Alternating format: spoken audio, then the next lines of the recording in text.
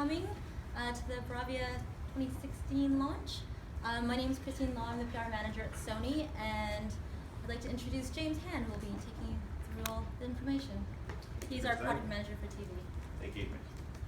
Morning, ladies and gentlemen, and thank you for joining us today for the launch of the new Sony 4K HDR range for 2016. So it's a very exciting time for us, new technology this year. Before we get started on a small presentation, just take you through a quick overview of the day's proceedings, or this morning's proceedings. So, as I said, I'm going to just take you through a quick presentation. I'm going to pass over to our technical specialist, Daniel Kennedy, to go through in a little bit more detail as to what some of this technology actually is and what it does. We've then split the room up into three zones. So we've got the Android user experience zone over here, on the back left there. Over on the back right, we've got the picture quality zone. So we're going to be going up against a competitor OLED for 2016. And just to my right here, we've got the slice of living. So this is more about the design of the TVs and the cable management and the new design ethos that we've got for 2016 here at Sony. When we come back, we'll regroup at around about 11:30, and we're going to have a prize draw. And available to win is this 55X85D, one of our new range panels for 2016. So please stick around, pay attention to some of the content and some of the stuff that you see, because there will be questions that relate to that, and that will give you that opportunity to win this beautiful TV worth $3,000. So please stick around. And then with what we've got at the end, we've got some lunch and some drinks out the back there again, out the back. Yeah, or in here. In the back. Just if you feel like sticking around, yeah, you're more than welcome to. We'll have some food to go before you go off wherever you go. That's it, before we go into the long weekend. Okay, so let's just quickly get started. So before we look at 2016, we'll just take you through a quick run through of what we've done in the past 5 years in terms of bringing new technology to market. So 2012, we were first to market with a 4K TV, so 84 inch, with the 4K upscaling technology. In 2013, we then brought the first worldwide colour gamut technology to the market, which we call Triluminous. So we're now in our fourth generation, being in 2016. And we also bought the magnetic fluid speakers to improve the sound quality of our TVs. In 2014, we introduced extended dynamic range. And now that was about getting us to this HDR stage 2 or 3 years ago. So simulating that HDR. So sending light to where it was most needed in the panel. 2014, 2015, again, a very big year for us. We had the world's thinnest LCD LED TV, so 4.9mm thin at the top there, the thinnest point. We also brought out our new Sony X1 processor, which kind of became the brains of the TV. So all of the picture quality technologies you see here, the 4K X-Reality Pro, the Triluminous and the extended dynamic range, they were brought together into one chip, which became the brain of the TV, so a dedicated image processor. We then had high-res audio for the first time, and of course Android TV was our first, was our big change for last year. So a new user experience, a new operating system, which has been mightily successful this year. So this brings us to 2016 and what's new. And before we look at that, this is a sort of our overarching philosophy at Sony as to how we look at our TVs each year. So there's 3 key pillars, and you'll find that they're represented by the zones that we've got around the room as well. Picture quality, obviously very important to Sony, given that we've brought so many new technologies to market. Design, as I said, we've got a new design ethos this year. It's called Slice of Living, and that's about how the TVs actually fit in to our living space as opposed to just taking over the living space. So things like slim designs, cable management, all that kind of stuff, and we'll go into that in a little bit more detail over on the right here when we break up into the zones. And again, Android TV for 2016. So again, discovering content quicker, bringing more content to you, things like Chromecast, voice search, all that kind of stuff. So it's all still in built.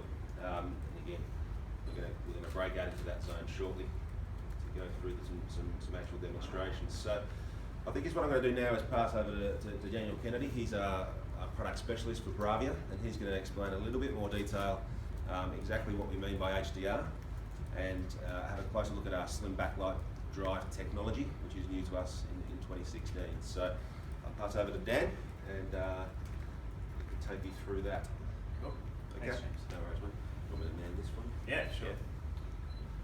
So we'll talk about 4K HDR first. And for those of you who have done photography and are well versed in that sphere, will know that HDR is all about the amount of light that a sensor can capture. So in photography, it's very limited. You have to actually go one stop down, a stop above, and compress all of those together to basically give you an image which can light the foreground and the background and make it look like, you know, essentially what you see in real life. So 4K HDR is all about that as well. We need to take advantage of the new camera technologies and the new sensors out there and bring that all together with a format that our TVs can actually show really high quality footage. So if you want to just go next. Yeah, sorry, I'll actually skip through. Right. There we go. Yeah. So as you see what I was talking about before, if the background is well lit, the foreground might be underexposed, but we want the best of both worlds. So HDR does that. Essentially, I'm going to show you the limitations of standard dynamic range here. This is our first cast demo, so I'm just going to cast to the TV.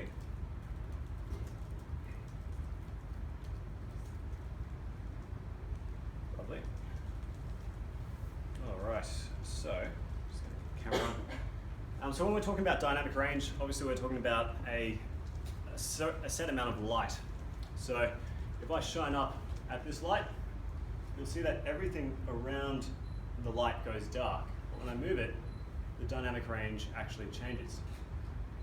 So what we are actually seeing here is a limited dynamic range. The sensor has to choose how much light is actually coming in and what it's going to focus on. With HDR, we don't need to do that because the sensor on an HDR camera is very, very close to what we essentially see in real life. Lost the slide. There we go. So there's a few things that enable us to do this. So the first thing we need to do is film in a HDR type camera, things like the F65 or F55 used to film Spectre. And then that goes to a format known as HDR10. 10 stands for 10-bit. With that format, we can display 100 times more light and twice the amount of color than standard dynamic range. So it's very close to what the human eye can see. And then that gets put out to our TVs, which then show it in HDR and 10-bit color with all the brightness. So we can't think of brightness and color as two different things. If you have your mobile phone and essentially it's on the lowest brightness setting, the colors are fairly low. But if you increase the brightness on your mobile phone, the colors really come to life. And that's what HDR is all about, increasing the brightness and as well, increasing the actual color that you're seeing. So with 4K, it was all about the resolution. With HDR, it's all about the brightness and the color reproduction. So you can see BT just stands for broadcast television. That's the brightness range, and then you've got the color triangle. So huge difference in the amount of color and brightness that TVs can display.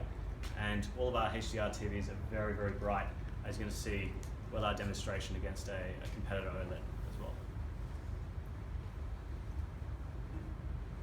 So to do this, we brought out a new technology called Slim Backlight Drive. So this is on the X93D, and this technology enables us to have really good peak brightness, up to 1,000 nits of brightness. A nit is a candlescence unit of light, and essentially we can go really, really bright without having a very, very chunky TV. So this is the X9400 from last year, a full array panel.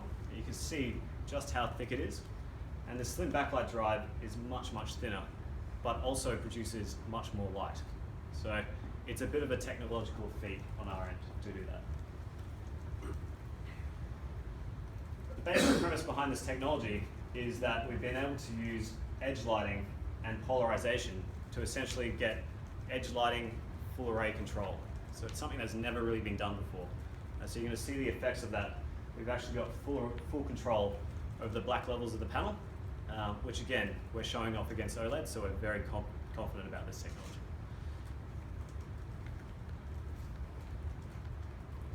You'll also hear James talk about the cable management.